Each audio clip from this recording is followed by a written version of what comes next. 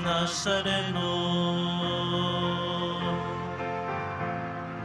Tayo ngayon ay magtipon at sambahin ang buon. Magdiwang tayo sa ating debosyon, purihin ang Panginoon. Viva po, Jesus Nazareno, awit at papuri, alay namin sa'yo. Tindig ng dalangin at pagsamo ng bayan mo. Viva poong Jesus Nazareno.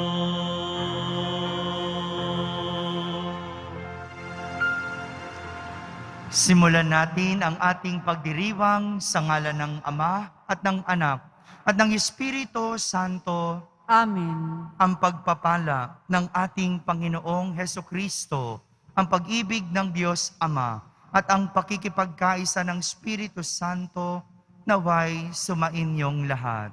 At sumayo rin. Mga kapatid, ngayong araw na ito, atin pong ginugunita si Santo Tomas de Aquino, isang pari at pantas ng ating simbahan.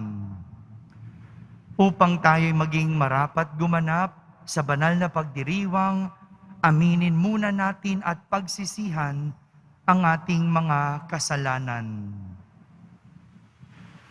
Inaamin ko sa makapangyarihang Diyos At sa inyo mga kapatid, na lubha akong nagkasala sa isip, sa salita at sa gawa at sa aking pagkukulang.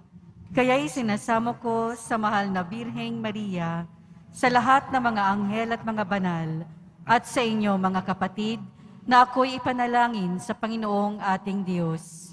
Kaawan tayo na makapangyarihang Diyos, patawarin tayo sa ating mga kasalanan at patnubayan tayo sa buhay na walang hanggan. Amen. Panginoon, kaawaan mo kami. Panginoon, kaawaan mo kami. Kristo, kaawaan mo kami. Kristo, kaawaan mo kami. Panginoon, kaawaan mo kami. Panginoon, kaawaan mo kami. Manalangin tayo. Ama naming makapangyarihan, ginawa mong maging katangi-tangi si Santo Tomas sa pagiging uliran sa kabanalan at pagiging mahusay na banal sa karunungan. Ipagkaloob mong ang itinuro niya ay aming matutuhan at ang kanyang ginawa ay aming magampanan. Sa pamamagitan ni Jesucristo, kasama ng Espiritu Santo, magpa sa walang hanggan. Amen. Magsiupo na po ang lahat. Pagbasa mula sa ikalawang aklat ni Samuel. Nang magtagsibol, panahong angkop sa digmaan, pinalabas ni David ang buong hukbo ng Israel. Sa pangunguna ni Joab at ng iba pang mga pinuno, pinuksa nila ang mga Amonita at kinubkob ang Raba. Si David ay nagpaiwan na sa Jerusalem. Isang hapon, natulog si David. Nang siya'y magising, umakyat siya sa bubungan ng palasyo at naglakad-lakad. Mula roon, may natanaw siyang magandang babaeng naliligo. Ipinagtanong niya kung sino iyon. Sinabi sa kanya na iyo'y si Batseba, anak ni Eliam at asawa ng Heteyong si Urias. Ipinakuha niya si Batseba. Sinipingan siya ni David at pinauwi pagkatapos. Dahil sa nangyaring ito, si Batseba ay naglihi, kaya't ipinasabi niya ito kay David. Inutusan agad ni David si Joab na dalhin sa kanya si Urias. Nang dumating ito, tinanong siya ni David, "Kumusta si Joab at ang hukbo? Ano ang lagay ng labanan? Sinabi pa niya kay Urias, umuwi ka na at magpahinga, pagkat nanggaling ka sa malayong paglalakbay. Lumakad na si Urias. Ang hari ay nagpadala pa ng alaala sa tahanan nito. Ngunit hindi pala siya nagtuloy sa kanila. Doon na siya natulog sa may tarangkahan ng palasyo kasama ng mga bantay. Nalaman ito ni David. Kinabukasan, inanyayahan ni David sa pagkain si Urias at ito'y kanyang nilasing. Hindi rin ito umuwi ng gabing iyon, bagkus natulog na kasama rin ng mga bantay.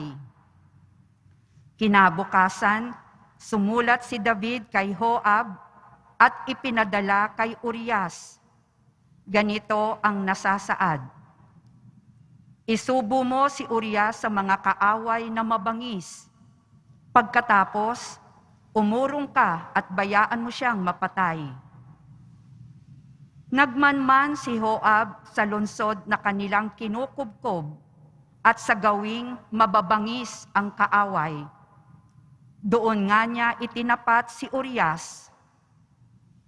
Lumabas ang mga kaaway mula sa lungsod at sinalakay ang mga kawal ni Joab. Napatay ang ilang pinuno ni David kasama si Urias. Ang salita ng Diyos.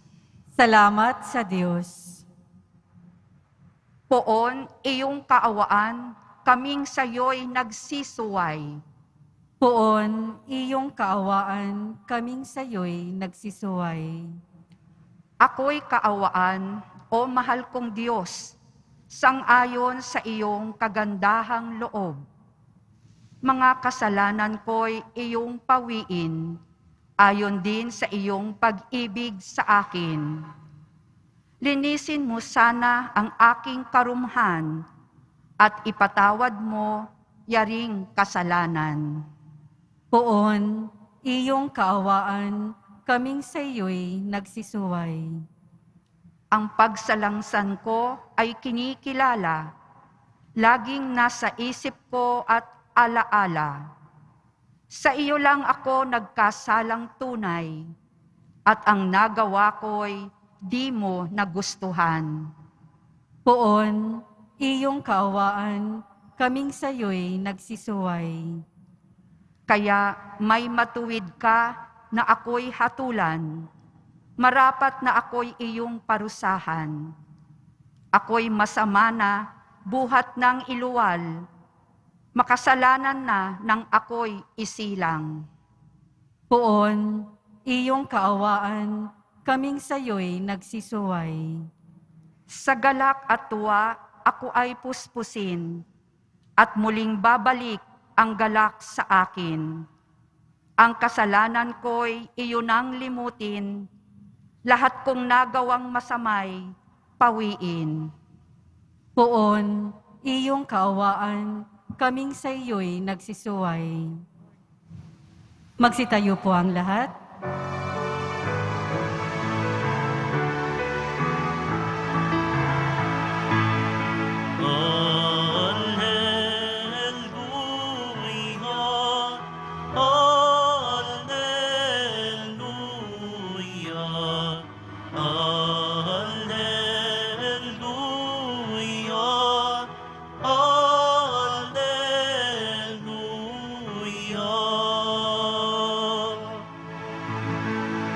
Papuri sa Diyos Ama,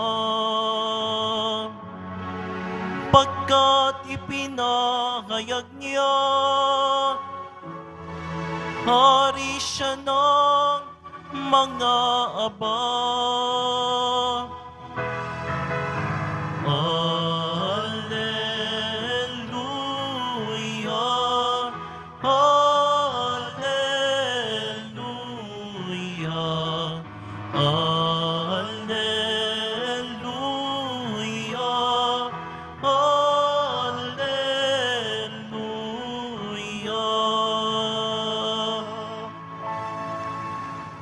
Sumainyo ang Panginoon. At sumaiyo rin. Ang mabuting balita ng Panginoon ayon kay San Marcos. Papuri sa iyo, Panginoon.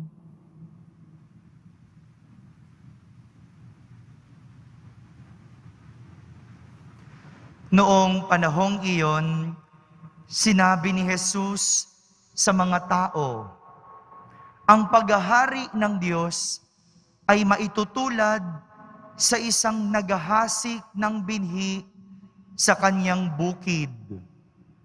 Pagkatapos niyon, magpapatuloy siya sa kanyang pang-araw-araw na gawain.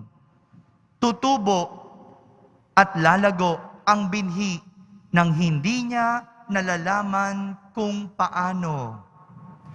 Ang lupay siyang nagpapasibol at nagpapabunga sa mga pananim. Usbong muna, saka uhay na. Pagkatapos ay mahihitik sa mga butil.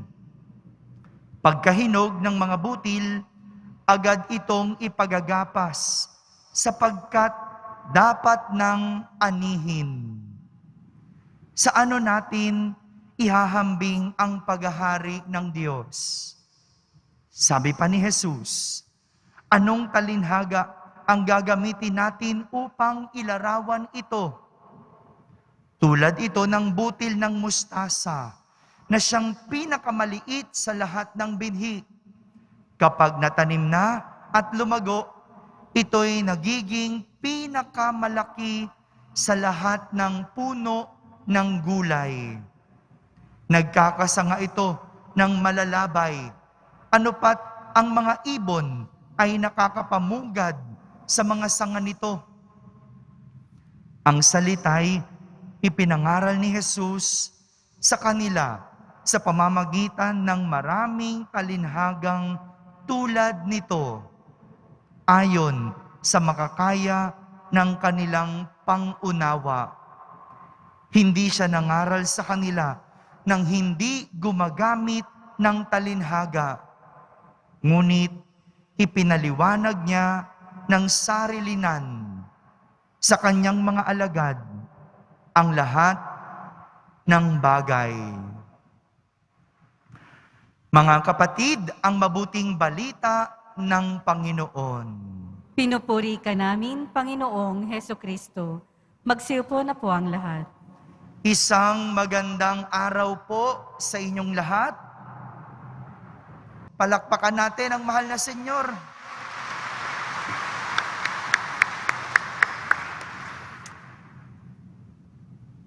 Isang talinhaga tungkol sa paghahari ng Diyos ang ating narinig mula kay Jesus sa ating ebanghelyo. Talinhaga tungkol sa paghahari ng Diyos. At ginamit ni Jesus ang imahe ng paghahasik ng mga binhi sa bukid para ipaliwanag ito. Ang paghahari ng Diyos ay parang binhi o buto na inihasik sa lupa, tumutubo araw-araw nang hindi nalalaman kung paano. Dahil ang lupa ang siyang nagpapasibol o nagpapatubo nito. Ang lupa ang siyang nagpapasibol nito. Kung titignan po natin sa ating mga buhay, ang binhi na itinanim ay ang salita ng Diyos. Yung buto, yun ay ang salita ng Diyos. At tayong mga tao, ang mga lupa, tayo ang tinataniman, tayo ang pinaghahasikan. Ibig sabihin, tayo ang nagpapatubo ng salita ng Diyos. Itinatanim sa atin ang salita ng Diyos. Tayo ang nagpapatubo sa atin nakasalalay kung paano tutubo ang salita ng Diyos. Maaring ang salita ng Diyos sinasama natin sa pang-araw-araw nating buhay. Sa ating trabaho, sa ating pag-aaral, sa ating pagsisilbi, sa ating pakikisalamuha o pakikipagrelasyon sa tao. Sa ganitong paraan, hindi natin namamalayan na tumutubo na ang salita ng Diyos at tayo ay lumalago. Kapag nagpatuloy at pinagpatuloy pa natin, hindi lang tayo lumalago, kundi nagkakabunga. Nagbubunga ang salita ng Diyos. Ito po ang nais ng Diyos sa atin.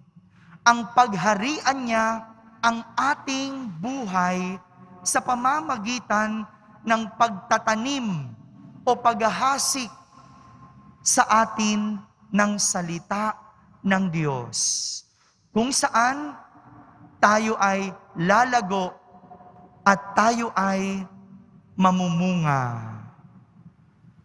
Ngunit, gaya po ng kahit na anong pananim, sadyang may mga peste na kumakain o kumukuha ng ating bunga. Itong peste na ito, sila yung basta-basta na lang susulpot at kukunin ang hindi naman sa kanila. Sila yung nakikinabang sa bunga na hindi naman sila ang nagtanim. Kumbaga, mga magnanakaw at kumakamkam ng hindi sa kanila at hindi nila pinaghirapan. Ganyan ang mga peste, mga magnanakaw. Sabihin nyo nga po, peste, magnanakaw. Kaya tayo hindi umuunlad. Kaya tayo hindi lumalago. Bakit? May mga peste sa paligid. Sino ito? Yung mga magnanakaw. Yung mga kumukuha ng hindi naman nila pinaghirapan. Yung mga kumukuha ng hindi naman sa kanila. Tapos anong gagawin natin? Iboboto pa natin, di ba? Kaya tayo hindi lumalago. Yung bunga natin, ninanakaw. Yung pinaghirapan natin, sila ang nakikinabang. Kaya kung mayroong bahid ang isang tao ng pagnanakaw, aba, matuto na tayo. Huwag na nating iboto. Nakakalungkot dahil kakainin nito ang hindi naman sa kanila at hindi nila pinaghirapan. Ito po yung ipinakita sa kwento ni Haring David sa ating unang pagbasa. Kinuwento kung paano siya nagkanda peste-peste. Kahapon, ang ating unang pagbasa ay tungkol sa panalangin ni Haring David. Si Haring David nanalangin sa Panginoon at nagpapasalamat sapagkat naging matapat ang Diyos sa kanya. Pero ang hindi niya alam, naging matapat din naman siya sa Diyos. Naging masunurin naman din siya sa Panginoon. Kaya naman ipinakilala sa atin si Haring David bilang haring matapat at haring masunurin sa Diyos. Kaya yung itinanim na katapatan at pagiging masunurin sa Diyos kay Haring David, namunga ito. Lumago si Haring David sa katapatan sa Diyos at namunga ito ng katapatan din ng Diyos sa kanya. Kaya nga, iniligtas ng Panginoon ang kanyang bayan mula sa mga kaaway. Iniligtas sapagkat si Haring David lumago sa katapatan ng Diyos. Pero sa ating unang pagbasa ngayon, hindi binantayan ni Haring David ang kanyang bunga. Kaya ito'y napeste. Kung kaya't kahit anong lago at kahit anong mabunga nitong si Haring David, dinapuan siya ng isang peste, isang araw. Habang siya ay naglalakad sa bubungan ng palasyo at nagmumuni-muni, nakita niya ang isang napakagandang babae na naliligo. Ipinagtanong niya kung sino ang babae at napag-alaman niya na siya ay si Batseba, ang asawa ni Urias. Si Urias ay kanyang sundalo. At dahil gandang-ganda siya, akit na akit siya, at gustong-gusto niya si Batseba, pinatawag niya ito at kanyang sinipingan. Matapos ang mangyari sa kanila ng hari, nagbunga at naglihi si Batseba. Para pagtakpan ang kasalanan na ginawa ng hari, pinadala niya si Urias na asawa ni Batseba sa isang matinding gera. At doon, napatay si Urias. Napatay ang asawa ni Batseba. Sayang si Haring David. Lumago na sana siya sa katapatan sa Diyos. At siya ay nagbunga. Ngunit siya ay napeste nang dahil lang sa tukso o sa tawag ng laman. Kung kaya't kinuha niya ang hindi sa kanya.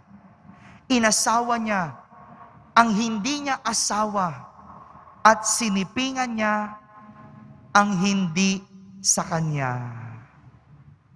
Mga kapatid, ang paanyaya sa atin ng ating mga pagbasa ay lumago at maging mabunga sa salita ng Diyos na itinatanim sa atin. Ngunit ang babala, mag-ingat sa mga peste. Mag-ingat sa mga peste na aaligid-aligid. Sila yung sisira sa ating bunga. Sila yung pipilit na makuha ang ating bunga. Sila yung mga magnanakaw na makikinabang sa mga bagay na hindi naman nila pinaghirapan.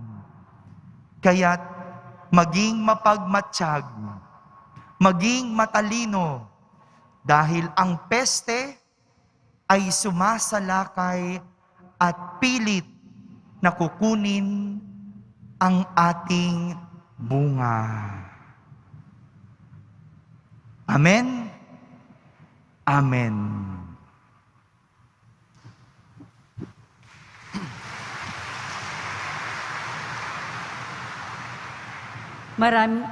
Magsitayo po ang lahat. Minamahal kong mga kapatid, puno ng pag-asa at pananalig, Manalangin tayo sa Diyos Ama na nagnanais na lumawak pa ang kanyang presensya sa ating buhay. Ating sambitin sa bawat panalangin, Panginoon, dinggin mo ang aming panalangin. Panginoon, dinggin mo ang aming panalangin. Ang ating simbahan naway patuloy na umunlad at maging simbolo ng katarungan, pag-ibig at katotohanan sa daigdig. Manalangin tayo. Panginoon, dinggin mo ang aming panalangin. Bilang isang komunidad, naway hindi tayo maging pabaya sa ating buhay pananampalataya. Bagkus, asamin natin ang Diyos araw-araw. Manalangin tayo. Panginoon, dinggin mo ang aming panalangin. Ang mga pamilya, lalo na ang mga bata, naway lumago at lumaki sa pamamaraan ng biyaya at umunlad na sinasalamin sa kanilang buhay si Kristo. Manalangin tayo. Panginoon, dinggin mo ang aming panalangin. Ang mga may sakit, naway lumakas sa pananampalataya sa pamamagitan ng kanilang pagbabahagi kay Kristo ng kanilang mga pagtitiis. Manalangin tayo. Panginoon, dinggin mo ang aming panalangin. Sa katahimikan, ating ilapit sa Diyos ang ating mga pansariling kahilingan.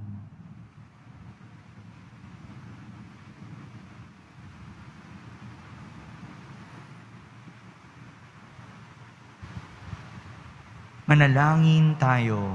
Panginoon, dinggin mo ang aming panalangin. Makalangit na Ama, tulungan mong kaming maunawaan ang kahalagahan ng panahon ng aming pag-iral. Hinihiling namin ito sa pamamagitan ni Kristo na aming Panginoon. Amen. Magsiupo na po ang lahat.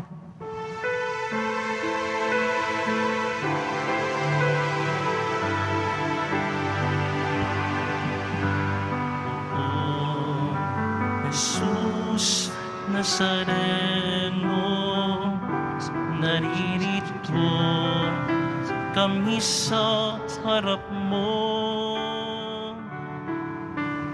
Alak at tinapay alay namin sa'yo, mula sa tangkay ng ubas at butil ng trigo, upang maging dugo't katawan mo.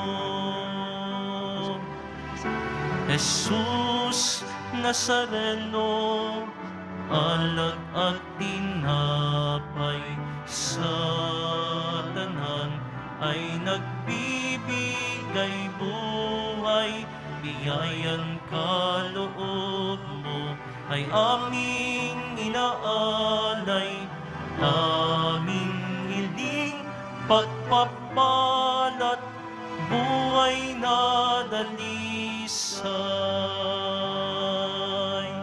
Magsitayo po ang lahat. Manalangin kayo mga kapatid upang ang paghahain natin ay kalugdan ng Diyos Amang makapangyarihan. Tanggapin nawa ng Panginoon itong paghahain sa iyong mga kamay, sa kapurihan niya at karangalan, sa ating kapakinabangan at sa buong sambayanan niyang banal. Ama naming lumikha, dumudulog kami sa iyong kadakilaan upang ang kapangyarihan mong ipinahahayag sa paghahari ng mga alay para gunitain ang mga banal, ay magdulot sa amin ng pakikinabang sa kaloob mong kaligtasan sa pamamagitan ni Jesucristo kasama ng Espiritu Santo magpa sa walang hanggan. Amen. Sumainyo ang Panginoon. At sumaiyo rin. Itaas sa Diyos ang inyong puso at diwa. Itinaas na namin sa Panginoon. Pasalamatan natin ang Panginoong ating Diyos. Marapat na siya ay pasalamatan. Ama naming makapangyarihan, tunay ngang marapat na ikaw ay aming pasalamatan sa pamamagitan ni Jesucristo na aming Panginoon. Ngayong si Santo Tomas de Aquino ay pinararangalan sa pamumuhay niyang totoong uliran at pagiging maaasahan sa panunungkulan. Kaya't si Jesucristo na maaasahan sa katapatan ay inihahayag sa pangangasiwa sa sambayanan. Ang malasakit na mga ulirang tagapangasiwa noon ay nagpapatuloy magpahanggang ngayon sa mga panalangin kanilang iniuukol kaisa ng sambayanan mong dito'y nagtitipon. Kaya kaisa ng mga anghel na nagsisiawit ng papuri sa iyo nang walang humpay sa kalangitan, kami nagbubunyi sa iyong kadakilaan.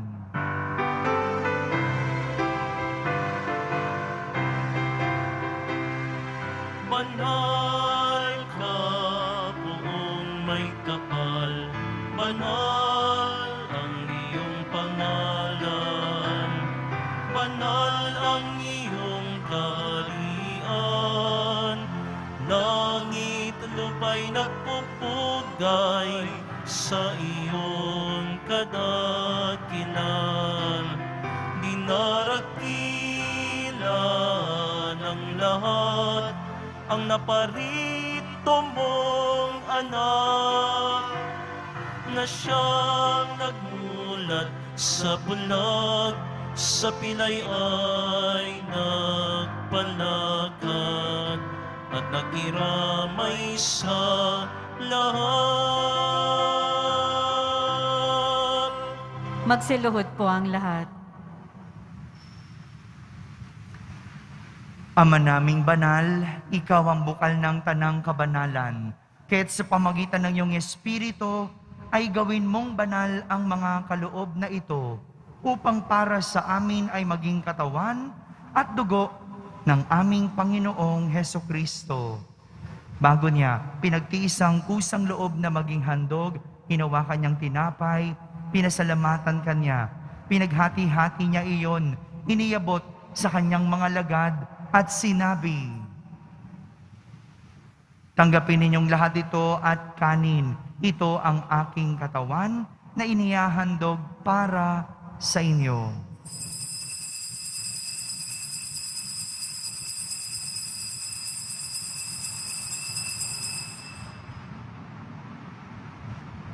Gayon din naman, nung matapos ang hapunan, hinawakan niyang kalis, muli kanyang pinasalamatan. Iniabot niya ang kalis sa kanyang mga alagad at sinabi, tanggapin ninyong lahat ito at inumin. Ito ang kalis ng aking dugo, ng bago at walang hanggang tipan. Ang aking dugo na ibubuhos para sa inyo at para sa lahat sa ikapagpapatawad ng mga kasalanan. Gawin ninyo ito sa pag-alaala sa akin.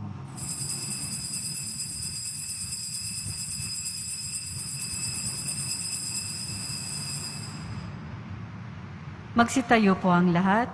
Ipagbunyi natin ang misteryo ng pananampalataya.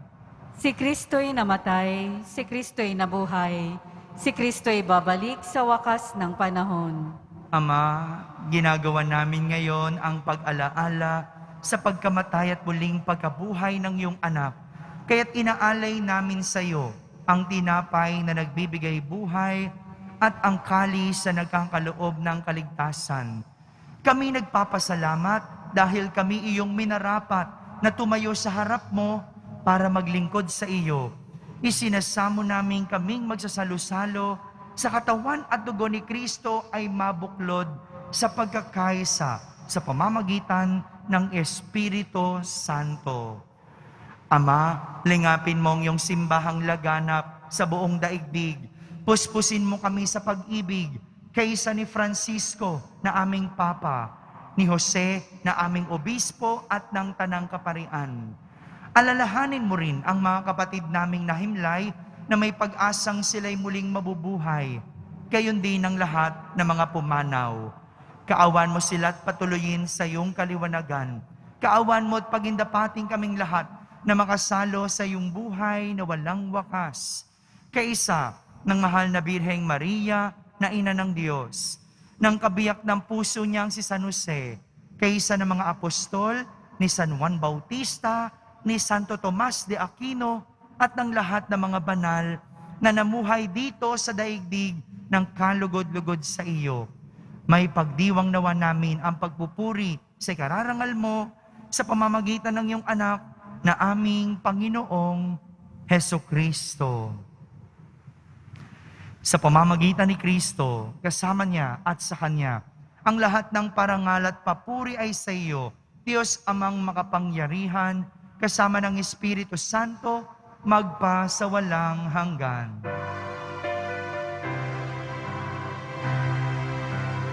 Amen, amen,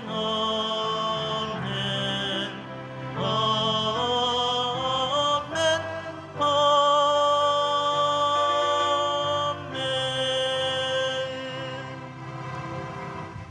Sa tagubilin ng mga nakahagaling na utos at turo ni Jesus na Panginoon natin at Diyos, ipahayag natin ng lakas loob. Ama namin, sumasalangit ka. Sambahin ang ngalan mo, mapa sa amin ang kaharian mo. Sundin ang loob mo dito sa lupa para ng sa langit. Bigyan mo po kami ngayon ng aming kakanin sa araw-araw at patawarin mo kami sa aming mga sala para ng pagpapatawad namin sa nagkakasala sa amin. At huwag mo kaming ipahintulot sa tukso at iadya mo kami sa lahat ng masama. Hinihiling namin kami iadya sa lahat ng masama. Pagkalooban ng kapayapaan araw-araw, iligtas sa kasalanan at ilayo sa lahat ng kapahamakan. Samantalang aming pinananabikan ang dakilang araw ng pagpapahayag ng tagapagligtas naming si Hesukristo. Sapagkat iyo ang kaharian at ang kapangyarihan at ang kapurihan magpakailanman. Amen. Panginoong Hesukristo, sinabi mo sa iyong mga apostol, kapayapaan ang iniiwan ko sa inyo. Ang aking kapayapaan ang ibinibigay ko sa inyo. Tunghayan mo ang aming pananampalataya at huwag ang aming pagkakasala. Pagkalooban mo kami ng kapayapaan at pagkakaisa ayon sa iyong kalooban, kasama ng Espiritu Santo, magpa sa walang hanggan. Amen. Ang kapayapaan ng Panginoon ay laging sumainyo. At sumaiyo rin. Magbigayan kayo ng kapayapaan sa isa't isa. Kapayapaan po para sa lahat.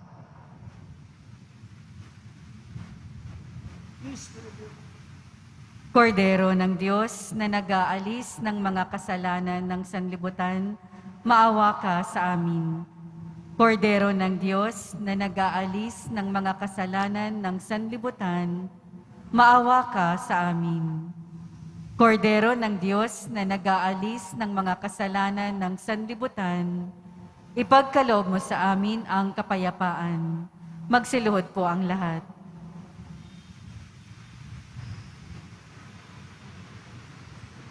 Ito ang kordero ng Diyos. Itong nag-aalis ng mga kasalanan ng sanlibutan. Mapalad ang mga inaaniyahan sa kanyang piging. Panginoon, hindi ako karapat-dapat na magpatuloy sa iyo, ngunit sa isang salita mo lamang ay gagaling na ako. Ang katawan ni Kristo. Amen.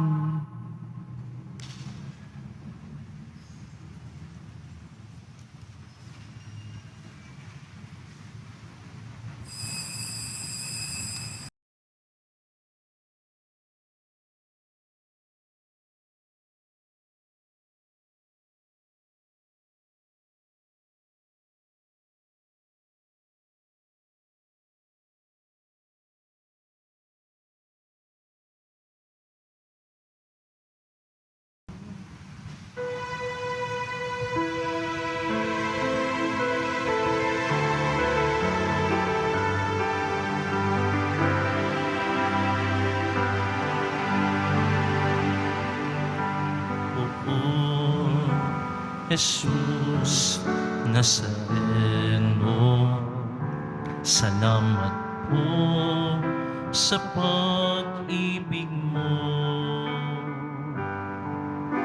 Ang buhay mo'y inialay, sa krus ay namatay, upang kami ay mabuhay. O Jesus Nazareno, patawad po sa mga kasalanan ko. Ang buhay ko'y iaalay, ang lahat ay ibibigay. Puso ko'y sa'yo lamang habang buhay. Poong Jesus Nazareno, kay buti mo sa hirap at dusa, ika'y kasama ko. Ang samukot dasal sana'y pakinggan mo, nang mapawi na mga paghihirap ko. Poong Jesus Nazareno, salamat po. Ang iyong pagmamahal ay nadarama ko.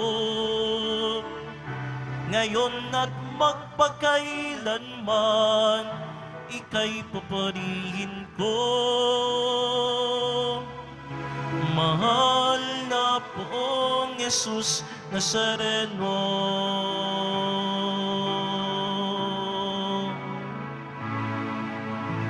mahal na Poong Jesus Nazareno.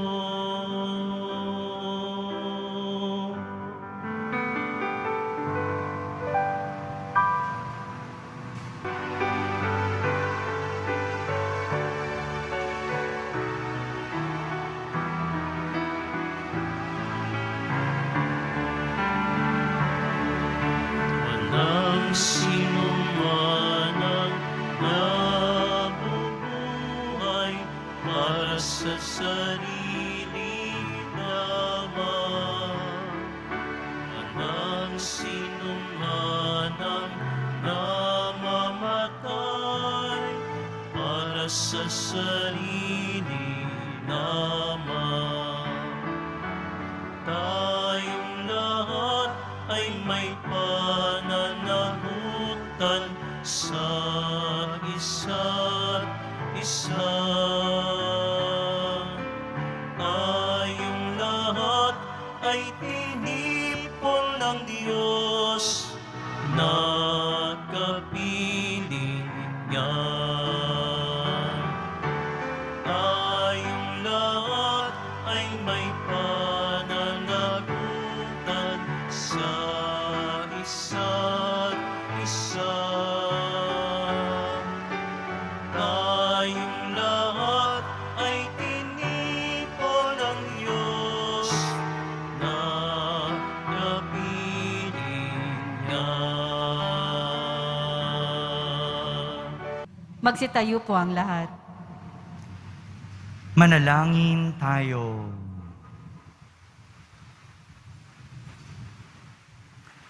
Ama naming mapagmahal, ang tinanggap naming banal na pakikinabang ay maghanda nawa para sa aming pagkakamit ng kaligayahan na idinulot kay Santo Tomas ng iyong paglingap na maaasahan. Sa pamamagitan ni Jesucristo, kasama ng Espiritu Santo, magpa sa walang hanggan. Amen. Sumainyo ang Panginoon. At sa maiyo rin. Pagbabasbas ng Poong Jesus Nazareno, itaas po natin yung mga larawan ng Poong Jesus Nazareno at ng mahal na ina. Mahal na Poong Jesus Nazareno, inihayag mo sa pamamagitan ng krus ang walang maliw na pag-ibig ng Diyos sa sangkatauhan. Pakinggan mo ang kahilingan ng iyong angkan na nagsusumamo sa iyo. Makamtanawan nila ang inyong katugunan at tanggapin ang kasagutan na may utang na loob na tinatanaw. Basbasan din po ninyo ang lahat na may karamdaman, nahihirapan at may mga dalang imahen at dasalan. Sa pamamagitan ng bendisyon na ito, naway maalala nila ang mga pangako nila noon sa binyag na ikaw ang kanilang iibigin at pagdilingkuran bilang Panginoon magpa sa walang hanggan. Amen. At pagpalain kayo ng makapangyarihang Diyos, Ama, Anak, at Espiritu Santo. Amen. Tapos na po ang ating pagdiriwang, humayging taglay ang pag-ibig at kapayapaan ng Poong Jesus Nazareno. Salamat sa Diyos.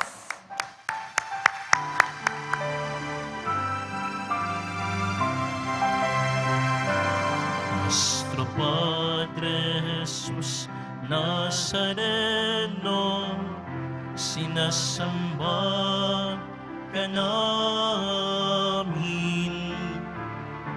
pinipinto ka namin, aral mo ang aming buhay at kaligtasan. Nuestro Padre Jesus Nazareno, iligtas mo kami sa kasalanan. Ang krus mong kinamatayan ay sagisag ng aming kaligtasan. Nuestro Padre Jesus Nazareno, dinarangal ka namin. Nuestro Padre Jesus Nazareno, nilulwalhati ka namin. Nuestro Padre Jesus Nazareno, dinarangal ka namin. Nuestro Padre Jesus Nazareno, ninulwalhati ka namin.